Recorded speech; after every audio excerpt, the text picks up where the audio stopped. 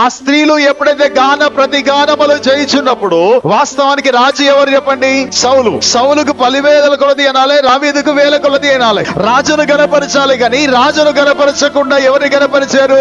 దావీదును గణపరిచారు. వాక్యం ఈ రోజు మీకు అర్థం కావడం చెప్తున్నాను. గణపరిచేవారు ఎవరై ఉండాలి? సమస్యలు ఎక్కడి నుంచి ఎత్తే మీకు అర్థం కావడం చెప్పాలని ఫిక్స్ అయిపోయింది ఈ రోజు. హల్లెలూయా. సమస్య ఇక్కడ సౌలు కాదు, దావీదు కాదు, సమస్య ఎవరిదే?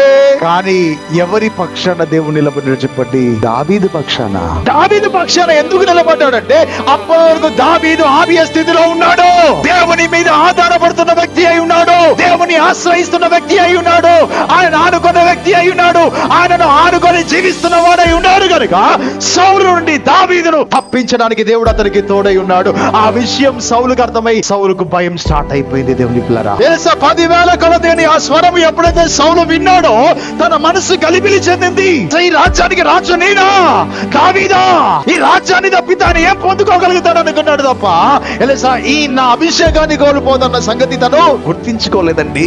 నా మీద అభిషేకం కోల్పోతుందనే ఆ ఆలోచన తెలుసా సౌలుకు లేకుండా పోయింది. ఆ ఆలోచన ఎప్పుడైతే తన మనసులో పుట్టిందో మరునాడు దేవుని యొద్ద నుండి ఎల్సా ఒక దురాత్మ వచ్చి సౌలులో దూరిపోవడం మొదలు పెట్టింది. హల్లెలూయా, హల్లెలూయా.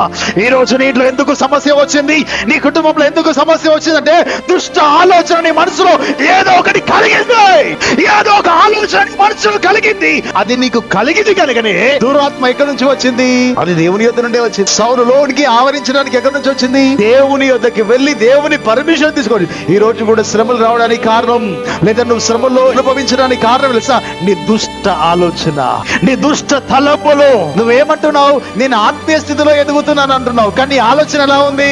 దుష్టిని ఆలోచన ఉంది. చెడ్డ పైకో భక్తిగా ప్రార్థన చేస్తున్నా అంటున్నావు, దేవుని మందిరానికి వస్తున్నా అంటున్నావు, నేను కానికేస్తున్నా అంటున్నావు, దేవుని భయభక్తులకు నేను ప్రార్థన చేస్తున్నాను, పాటలు పాడుతున్నాను, నేను దేవుని ఆరాధిస్తున్నాను అంటున్నావు, కానీ నీ ఆలోచన మాత్రం దేవునికి అనుకూలంగా లేదు.